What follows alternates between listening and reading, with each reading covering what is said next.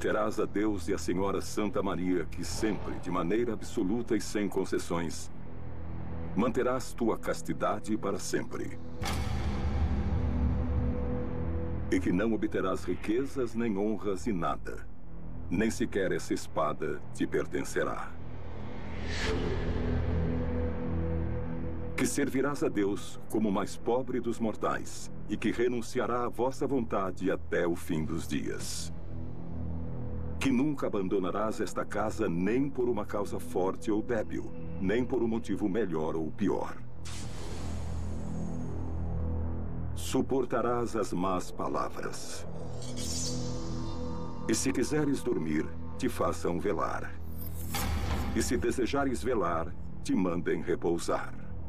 Pois és servo e escravo desta ordem, e has jurado proteger a cristandade com a tua vida. Pois o templo é a espada de Deus e tu, templário, o braço forte que empunha sua ira.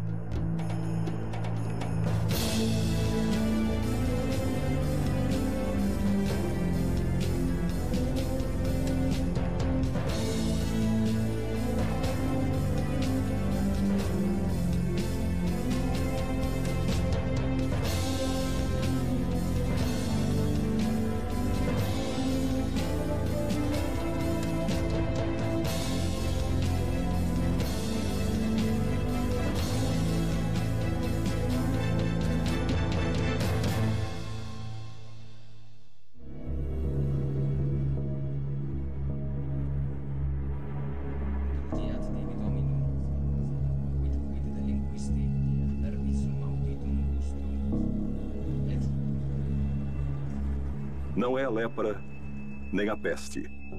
É outro mal ainda pior que infecta essas feridas. Uma maldição que corrompe e gangrena as extremidades de todos igualmente, de nobres, vassalos, de ricos e pobres. Um castigo divino chamado Fogo de Santo Antônio, que se cura apenas com a peregrinação aos lugares santos de Santiago e Jerusalém.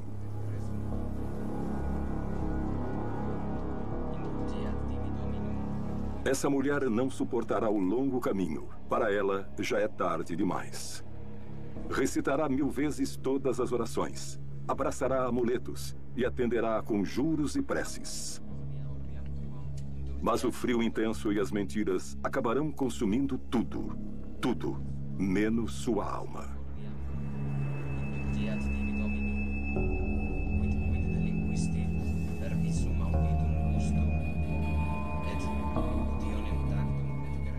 Uma Europa que parece estar congelada. Mais do que chamar de Baixa Idade Média, poderíamos chamar de o amanhecer da civilização cristã. No final do século XI, o que encontramos é uma sociedade que está relativamente feudal. Temos o Nosso Senhor, que governa todos esses territórios. Temos uma série de pessoas que trabalham para ele, são seus servos. A nobreza e o clero estão em um nível privilegiado, enquanto os braçais, os plebeus, se encontram em um patamar inferior na escala social. Digamos que as diferenças são importantes. Os braçais trabalham, os clérigos rezam e os nobres guerreiam. No final do século XI, pouco antes da Primeira Cruzada, a Espanha não existia.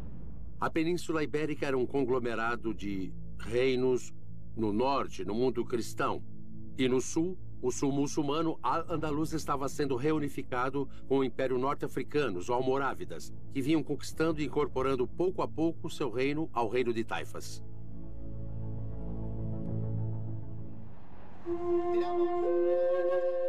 Não, tu não és o senhor mais rico, nem o mais poderoso destas comarcas. A colheita não foi precisamente a mais celebrada dos últimos anos. E as incursões do inimigo muçulmano são cada vez mais desavergonhadas. Os dízimos são cada vez mais escassos, e a enfermidade devora o que logo será o cadáver de tua esposa. Não, senhor de Verdun, tu já não pode garantir o futuro de todos seus filhos varões. Na Idade Média, em um senhorio feudal, o normal era que as propriedades, a maioria delas, fossem herdadas pelo filho mais velho, o filho primogênito. O terceiro filho quase sempre era entregue a um mosteiro ou a uma abadia para que fosse educado na disciplina eclesiástica. Artal é o mais jovem. Hoje vais dizer-lhe o quão importante é para ti. Vais falar-lhe do valor, da honra e o significado de vosso nome. Cuidarás de lhe explicar por que sua mãe não chegará a superar essa enfermidade e por que um de seus irmãos, e não ele, será quem herdará teu castelo. Fará com que ele saiba que, apesar do tanto que te custou tomar esta decisão, hoje mesmo negociará seu futuro com uma delegação de monges, e amanhã, ao raiar do dia, partirá com eles para ingressar em um convento.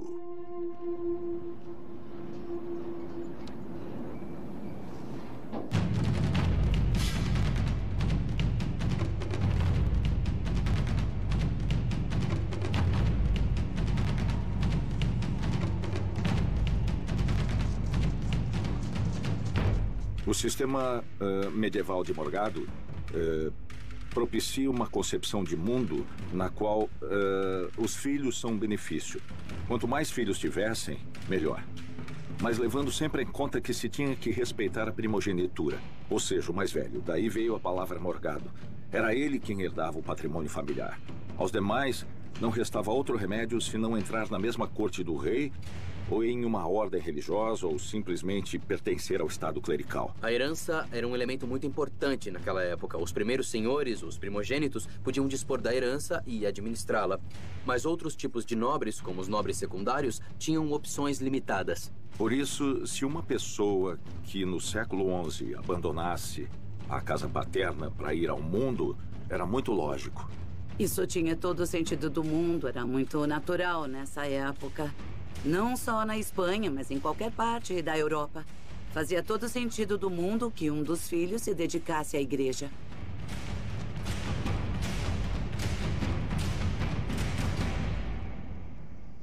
Nessa época, a igreja e todos os mosteiros eram quase um estado dentro do estado. A igreja tinha sua própria hierarquia, suas próprias normas e uma série de propriedades que lhe rendia grandes benefícios. Era muito comum nessa época que houvesse acordos entre um senhor e a igreja para que sua filha ou algum de seus filhos entrasse para a congregação e que deixasse alguma propriedade para que se pudesse manter essa pessoa. Assim, todos se beneficiavam. O nobre garantia o sustento e uma ocupação para sua vida. O grande senhor se livrava do problema, que poderia advir, por exemplo, por ter um filho desocupado. E a ordem religiosa recebia privilégios à medida que, para que esse nobre entrasse na ordem, o grande senhor deveria fazer uma doação ou entregar algum tipo de presente, entre aspas, que a ordem o aceitasse para cuidar desse terceiro filho. Alégio I, imperador de Bizâncio. Altivo, glutão e mulherengo. Compactuastes alianças e tivestes guerreado com todos e cada um de teus vizinhos. Todos desejam ocupar teus domínios, tua formosa capital, teu trono esplendoroso e a tua coroa. Constantinopla, a última das herdeiras de Roma, hoje é uma ratoeira. Hoje, no ano 1095 da Era de Nosso Senhor, tudo está prestes a mudar. Vindos do leste, a dinastia Seleucida e seus poderosos exércitos avançam sobre teus domínios.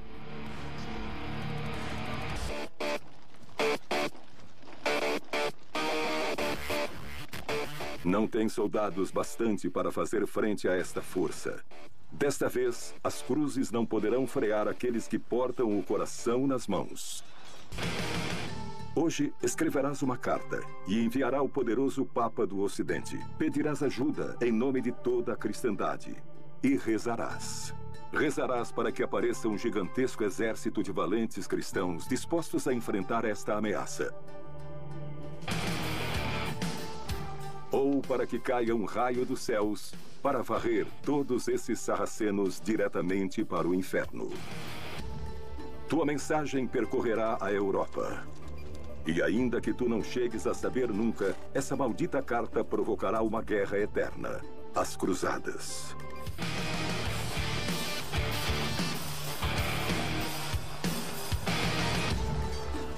Sim, seguramente foi Alejo I, com essa carta, que desencadeia a ideia de que a cristandade tem que fazer algo para evitar que os muçulmanos sigam avançando para o Ocidente. Provavelmente, do ponto de vista da grande política internacional, essa carta desencadeou todas essas questões.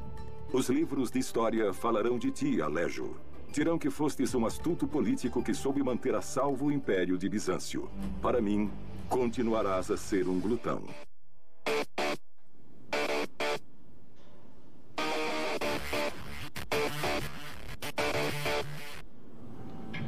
Antes da carta de Alejo I, havia uma série de movimentos que propunham a unidade do mundo cristão contra o Islã. Essas primeiras ações se dão principalmente na Península Ibérica, porque de lá não era preciso ir até Jerusalém combater os muçulmanos. Estes já estavam dentro da Europa, estavam aqui onde hoje está a Espanha. No ano de 1085 da Era de Nosso Senhor, Afonso VI, rei de León, havia tomado as praças de Coimbra, Madrid e Toledo. Pouco depois, um forte contingente almorávide desembarcou na península para socorrer seus irmãos muçulmanos, derrotando os leoneses na Batalha de Sagrajas. No ano de Nosso Senhor de 1094, Rodrigo Díaz de Vivar el Cid conquistaria Valência. Nesse momento, a Reconquista se encontrava em uma fase relativamente inicial. Embora já faça mais de 3 séculos que falamos da chegada dos muçulmanos à Península Ibérica e de que já tivessem recuperados territórios importantes, produziu-se o que foi chamado de pré-cruzada. A Europa toma consciência do processo de reconquista, toma consciência de que os muçulmanos estavam aí do mesmo modo que no Oriente e que também deviam ser combatidos. Assim sendo, era muito interessante para Roma, para o papado e para toda a igreja a reconquista da Espanha. E se considerava esse um território de cruzadas. Ninguém escapará do banho de sangue que se avizinhava. Nem sequer ti, pequeno Artal. Tu também não vais te livrar. Se vai ser um monge cisterciense, junte-se à Ordem dos Monges Brancos, passando a contar com uma organização religiosa baseada no trabalho, nas doações e, sobretudo, na oração importante. São monges, no sentido mais estrito da palavra. Vai se juntar a um mundo baseado em regras. Regras religiosas que vão determinar cada um dos movimentos da sua vida e a uma ordem religiosa desse modo que vai condicioná-lo a uma série de votos. Não podemos nos esquecer do número de crianças abandonadas deixadas nas portas dos conventos. Por que eram deixadas na porta dos conventos? Porque sabiam que teriam... Bom, eles teriam uma vida garantida, pelo menos teriam pão para comer todos os dias.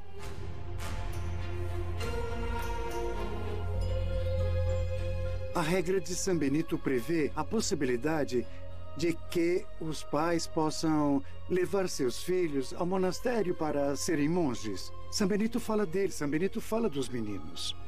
Mas esses meninos não seguiam estritamente o ritmo monástico. Para eles era bem mais suave. E só quando alcançavam determinada idade era quando decidiam se iniciavam o noviciado ou não. Era raro o menino criado em um convento ou a menina que foi criada em um convento que abandonasse o convento. A vida fora era muito mais difícil.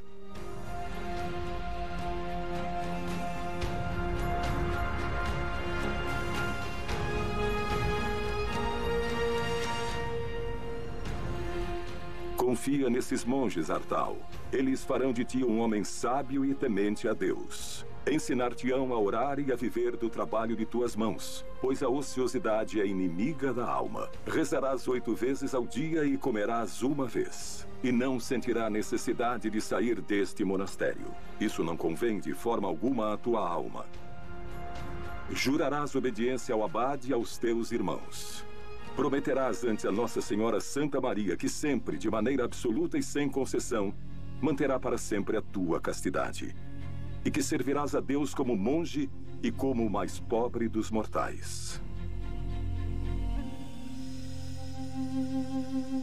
Os 3 votos eram voto de obediência, de pobreza e castidade. Os votos, por que o fazemos?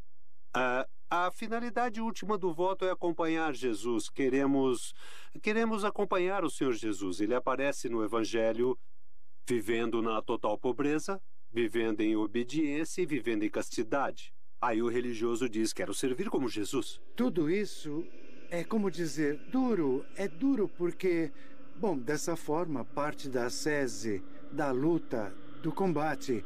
Eu sei em quem me fiar, e a São Paulo eu também digo, eu me fio no Senhor. O voto de pobreza supõe que eu, ao me incorporar à comunidade, renuncio à capacidade de possuir bens pessoais. E se eu sair do monastério, ao sair, eu não tenho direito de pedir nem um centavo pelos 20, 25 ou 40 anos que se passaram. O ato de pedir do pobre tem outra dinâmica espiritual para enfrentar o desnudamento que, às vezes, é duro. Posso comer e posso cear e tenho uma cama em que dormir e tenho o suficiente para viver. Talvez o voto mais forte seja o da obediência, porque, logicamente, é onde a liberdade está em jogo.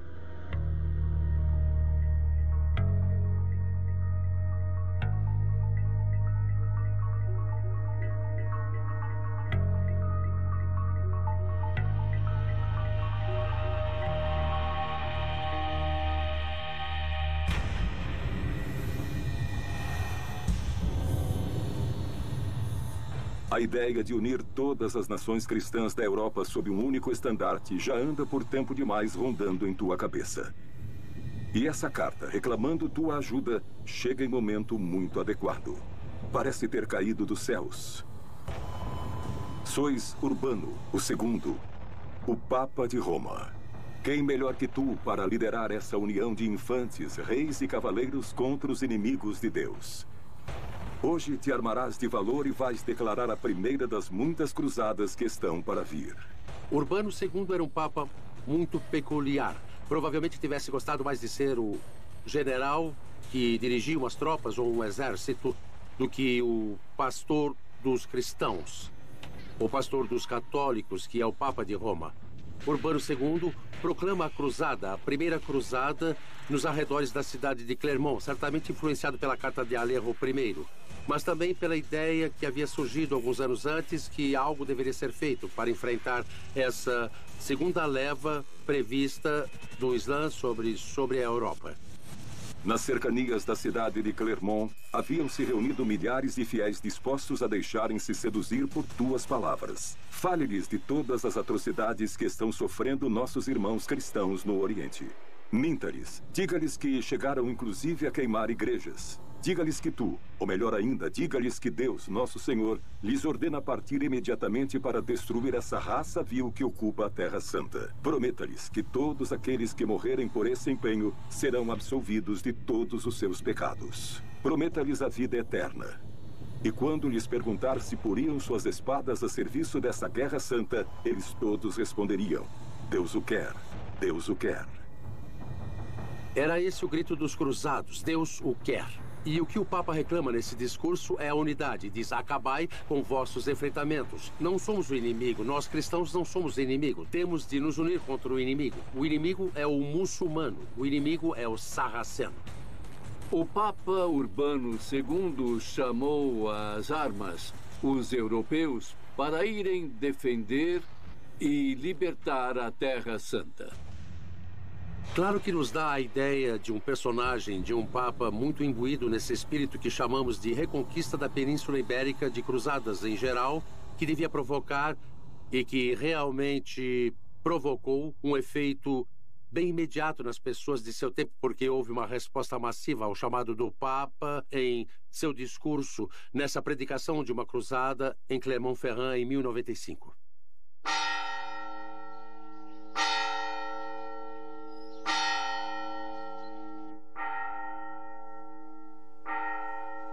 Acorda, Artal.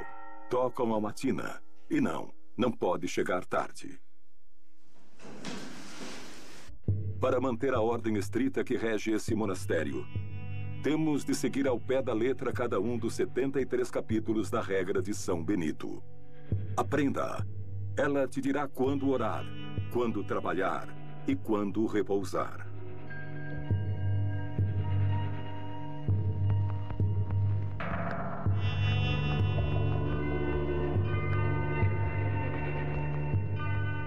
Havia algumas regras, por exemplo, sobre a ingestão de determinados alimentos em certas épocas do ano. O corpo devia ser purificado por meio da abstinência sexual ou pela ausência de determinado alimento. A Sister tem como lema Ora et Labora.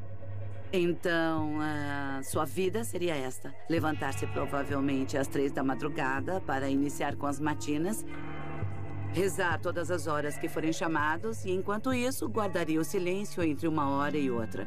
E entre essa hora e outra, trabalharia. Sua vida seria tremendamente dura. Acabaria jantando uma sopa de verduras, quase sem verduras, por volta das 6 da tarde. E 6 ou 7 da noite iria dormir. Dormiria com rezas intercaladas para seguir o comprimento das horas. Vista pelos olhos de homens e mulheres do século XXI, a vida monástica, a vida na ordem de Sister, a regra de Sister, nos pode parecer muito dura e, sobretudo, muito rígida. E efetivamente o era. Uma vida que se distribuía em um tempo de oração, um tempo de trabalho para viver de nosso sustento e um tempo de estudo. Dá-se ênfase que os monges deviam estar medianamente formados, por exemplo, em leitura. São pessoas que deveriam atender o ofício divino e, nesse sentido, deveriam estar bem informados, como fazer isso corretamente. E nessa época, quem pertencia ao clero, sem dúvida, recebia uma formação infinitamente superior a nível acadêmico da que poderia receber qualquer outra pessoa daquela época. Não há dúvida que para o século XII não teria sido uma pessoa suficientemente cultivada. E temos que entender que muitos monges que entravam nos monastérios não sabiam ler nem escrever. Mas falo de Artal, uma pessoa mais preparada que acabaria sendo monge. 99% da população era totalmente analfabeta. Assim, falamos de apenas 1%. Me parece que Artal vinha de um contexto social um pouco mais cuidado. Não era um servo de gleba, mas não há dúvidas que seria um rapaz preparado em um ambiente um pouco cultivado, de ordem, de leitura. Ainda que não entendesse, ia se ensinando e ele ia aprendendo. Mas a educação não terminava nunca. Segundo as capacidades da pessoa, poderia ir crescendo e se converter desde um homem de ciência, conhecedor de um antigo tratado de farmacopeia, até um especialista nas sagradas escrituras, um miniaturista ou um copista essencialmente de livros. Walter, o indigente. Assim é que te chamam. Tua contínua obsessão de viver na mais extrema pobreza te garantiram essa alcunha. Teus dotes de orador serão decisivos na hora de convencer milhares de camponeses, deserdados e mendicantes sem futuro para que se unam ao valente e desastroso exército que logo partirá para a Terra Santa. Não será o único a liderar esta expedição. Pedro o Eremita, outro iluminado que acreditou no valor de face do mandado do Papa Urbano, já estava pregando pela Europa. Mais de 20.000 desgraçados já haviam decorado seus farrapos com estampas da cruz e estão dispostos a segui-lo até o próprio reino dos céus.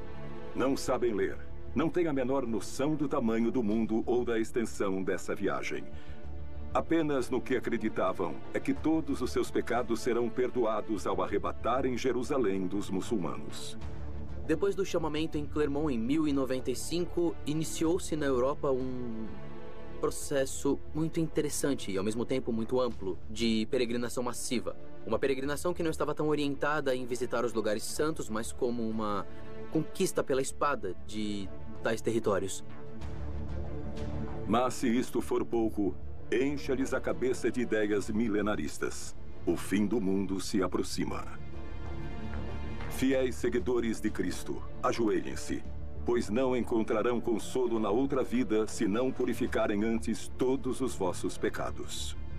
Em todas as épocas, aproxima-se o fim do mundo. Não há época na história da humanidade que não se tenha visto a aparição de uma série de profetas, de uma série de visionários, uma série de adivinhos que não tenham previsto o imediato fim do mundo. O fim do mundo, o milenarismo, são conceitos que nessa época tinham ressonâncias um pouco complexas. Desde a tendência de achar que, com a conquista de Jerusalém, a cidade celeste desceria sobre a terrena e dessa forma nos encontraríamos diante do juízo divino, até o fato de que um dragão de várias cabeças e numerosos olhos e chifres sairia dos mares e devoraria os cristãos. Essas tendências, às vezes motivadas por determinados membros da igreja ou não da igreja, iam predizendo e percorrendo os caminhos, nem sempre com alguma base especialmente lógica. Recomendava-se a leitura do Apocalipse nos concílios com uma finalidade prática de incentivar as doações para a igreja, relembrando os castigos aos pecadores no dia do juízo final. Ao findar o primeiro milênio, a sociedade medieval entende que se encerrou um período, como se no livro da história, a história cristã houvesse completado os primeiros 1000 anos. Então previa-se algo que já estava no Antigo Testamento e dizia: 1000 anos em tua presença são como um dia que se passou. É um dos salmos dos livros que eram habitualmente lidos nos mosteiros e nas igrejas. Desse modo, as pessoas entendiam que cronologicamente se cumpria um século. Era lógico pensar que o tempo deste mundo se terminava e que se iniciava o tempo da eternidade. Além disso, havia uma espécie de profecia, ou se interpretava como uma profecia, as palavras de Jesus Cristo antes de ascender aos céus: ide por todo o mundo e pregai o evangelho até o fim da terra. Entendiam o fim da terra de maneira física, assim como os 1000 anos de uma forma cronológica. Entre esses indivíduos que assumiram o modo literal da mensagem, estavam os que nada tinham a perder. Isso é, aqueles que esperavam que o fim dos tempos, que a tradição, pelo menos as tradições apocalípticas, diziam que viria acompanhando o governo de Cristo durante um milênio aqui mesmo na Terra. Seria o momento de ressarcimento dos pobres. Seria o momento em que os pobres, os humilhados, os marginalizados, governariam com Cristo frente aos que injustamente os tivessem tratado. Dentre tais indivíduos encontrava-se o famoso Pedro, o eremita.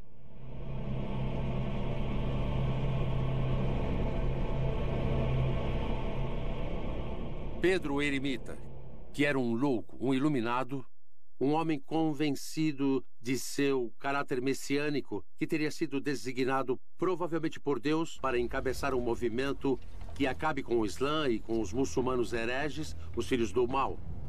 Imbuído desse espírito de ir a Jerusalém, de recuperar a Terra Santa, embarca na Cruzada dos Pobres de modo absolutamente insensato. Aquela grande cruzada se valeu da ignorância das pessoas e oferecia possibilidades que não eram reais. Muitíssimas pessoas se apresentavam às cruzadas para expiar seus pecados. Qualquer pessoa carente de estudos, carente de conhecimentos, que nunca tivesse sido escolarizada, podia crer em qualquer dessas teorias e acreditava que iria conseguir.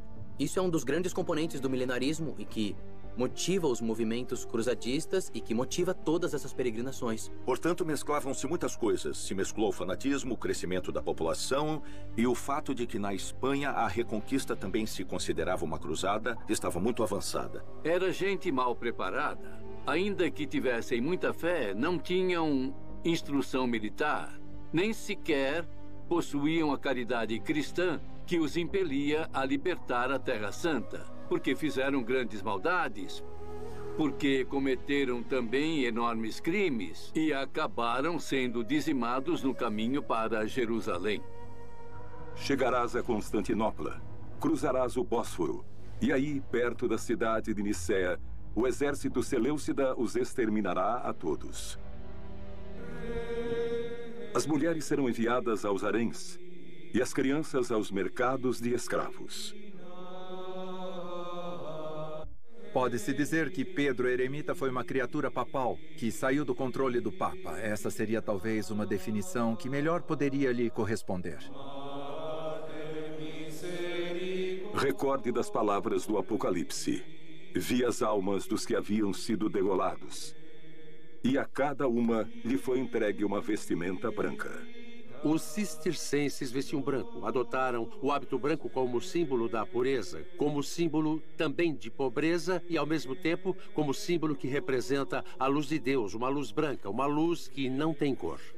Usar roupas coloridas, como púrpura, azul e amarelo, implica no uso de corantes que, além de muito caros, são simbólicos, representam o poder, a nobreza. Estes trapos são os mais anacrônicos que temos, porque são dos séculos 10, 11 e 12. Mas para mim facilita muito, Porque ao me levantar de manhã, não preciso pensar que calças vestirei, que sapatos vou usar, qual camiseta vestir, de qual cor, etc. De modo algum, os mosteiros eram lugares enfadonhos, tinham uma atividade impressionante. Havia atividades o dia todo. Os que estudavam ficavam nas bibliotecas, aqueles que copiavam os códices, copiavam as pinturas, os que estavam na horta trabalhavam. Os mosteiros eram escolas de artesanato, eram hortos privilegiados, eram lugares onde se fazia vinho e onde, também em alguns mosteiros, também se fabricavam armas e se ensinava o uso delas. Eram centros de produção, pequenas fábricas que efetivamente exportavam por toda a Europa. Ainda que a ideia eclesiástica parecesse dizer tudo em contrário, na verdade, muitos clérigos da época combatiam com armas como qualquer soldado de seu tempo. Inclusive, havia muitos bispos que eram muito famosos por serem combatentes extraordinários, soldados que manejavam muito bem as espadas e as lanças. Aprendia-se desde o manejo de espadas até montar o cavalo. E não só isso, ensinava-se a fabricar uma bombarda, que era um dos canhões mais originais e mais primitivos a usar fogo grego e usar a pólvora, tudo isso.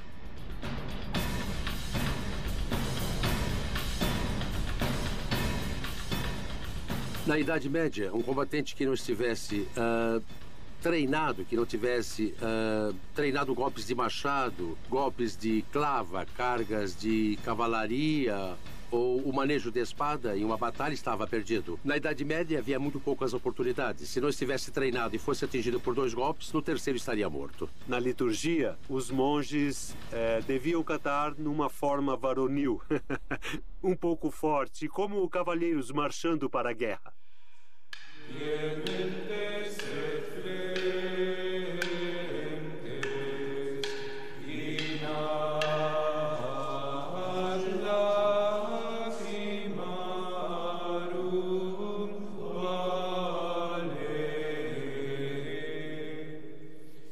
A cruzada de Walter o Indigente e Pedro o Eremita não foi debalde. Os príncipes europeus haviam se unido frente a poderosos exércitos e não tardaram em chegar à Terra Santa. Centenas de cavaleiros uniram-se à cruzada promulgada pelo Papa Urbano. Houve chefes de exército organizados, exércitos feudais, que decidiram seguir os passos de Pedro o Eremita.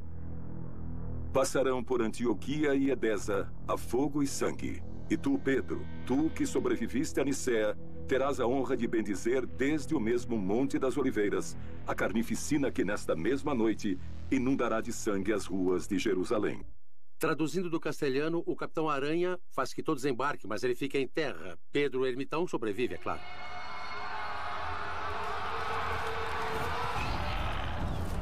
Jejuareis por 3 dias. E assim como Josué fez em Jericó, marcharão descalços em procissão ao redor da cidade. E ao final de 9 dias, pela graça de Deus, suas muralhas se dissolverão. Construirão poderosos aríetes e torres de assalto.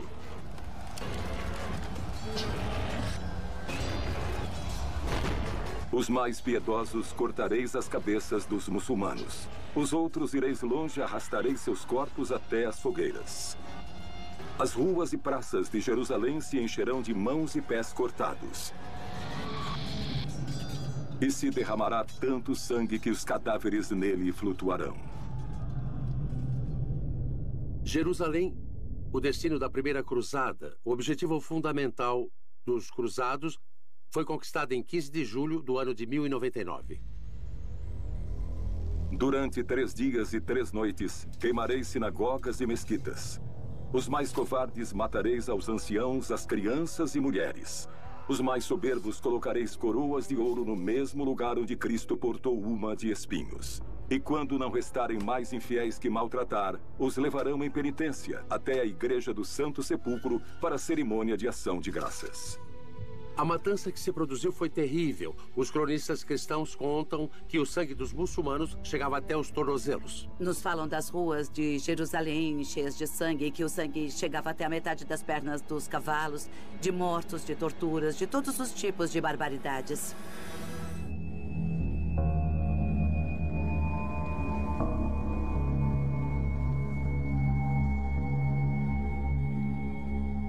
O desfecho das cruzadas é muito triste, em todos os sentidos.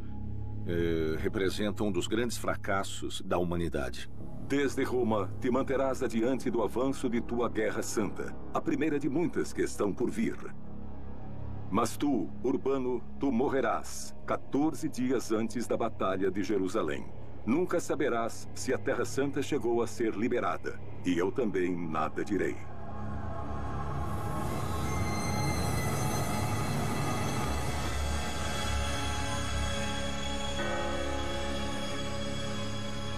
Eu acho que falar disso, de certa forma, é isentar a responsabilidade que tivemos, todos os seres humanos, nas atrocidades que têm ocorrido ao longo da história, quando, na verdade, provavelmente todos temos sido responsáveis. Todos vós sois culpados. Os imperadores desejosos de poder que desataram a ira de seus exércitos. Os papas que sancionaram as guerras. Os órfãos, os indigentes e os eremitas. Pois por vossas culpas nascerá um exército de cavaleiros condenadamente crentes, aos quais chamareis templários. E eles vos farão recordar de cada uma das palavras do Apocalipse. Ouvi uma voz que dizia: venha e veja. E olhei. E eis que vi um cavalo branco, e aquele que o montava foi-lhe entregue uma coroa. Venha e veja. E olhei.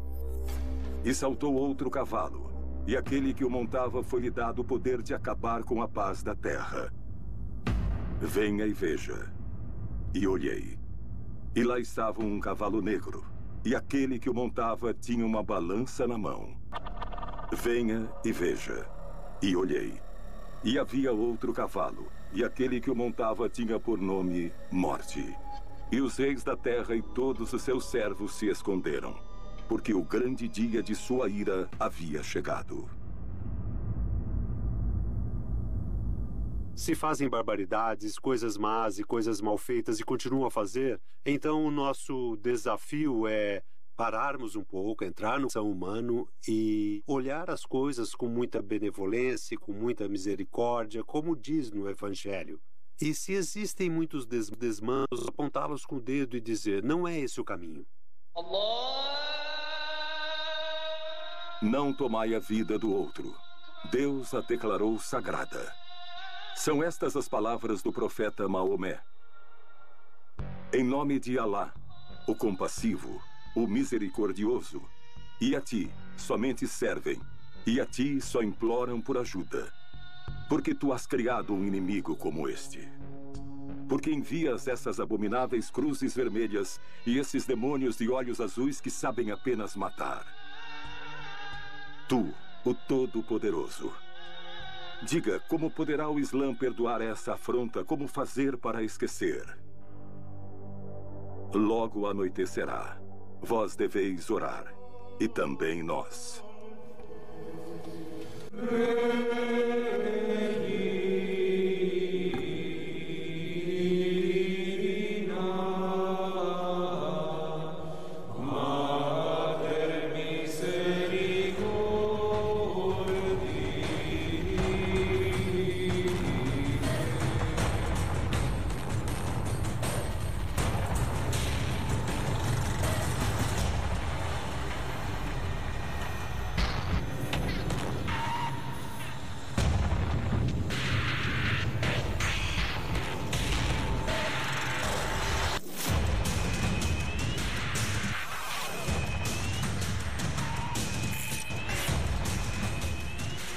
Então eles colocaram a Artal deitado no chão, porque São Benito disse que quando se comete uma falta, uma maneira de humilhar-se o monge é deitá-lo no chão, enquanto a comunidade passa por cima do irmão.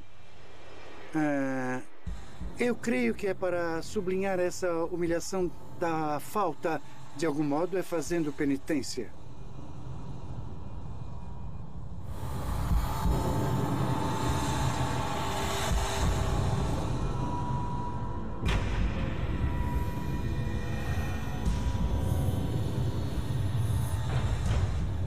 Em minha etapa como mestre de noviços, uma coisa que os jovens costumavam me dizer bastante quando chegavam no final do ano era: mas eu não era assim. E eu dizia: como não eram assim? Claro que eram assim, mas não percebiam na ocasião. Não conseguiam descobrir o que eram realmente. E quando alguém vai descobrindo quem realmente é, tem que se enfrentar. Não se pode justificar nem fugir, tem que se enfrentar. E nesse sentido, isso é uma batalha do próprio coração, mas que tem uma grande recompensa.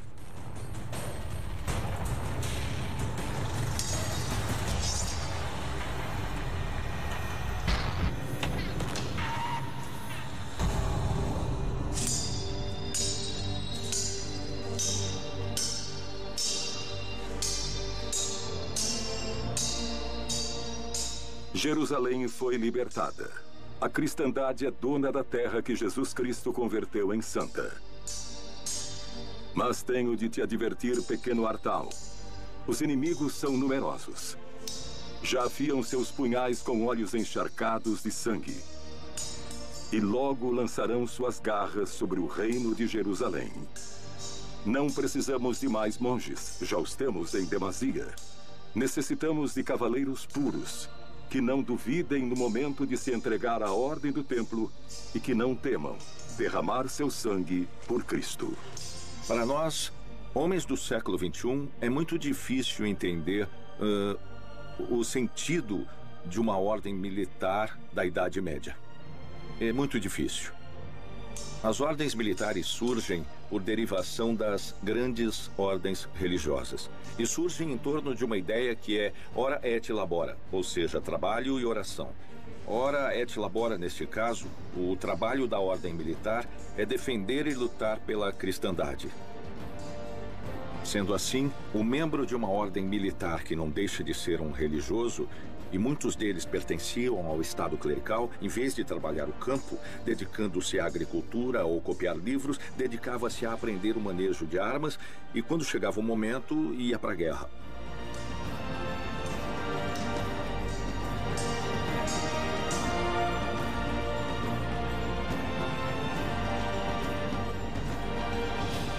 Artal feliz? Sei, ao sair do monastério, mas deviam perguntar-lhe se foi feliz como cavaleiro templário, desenvolvendo sua vocação de Militis Christi, de soldado de Cristo, chegando inclusive a bater cobre por ele, materialmente, não? Ser templário implica em um salto de fé, que hoje em dia não se poderia dar. Estamos falando de um nível de sacrifício que hoje em dia ninguém daria. É um passo muito difícil de dar.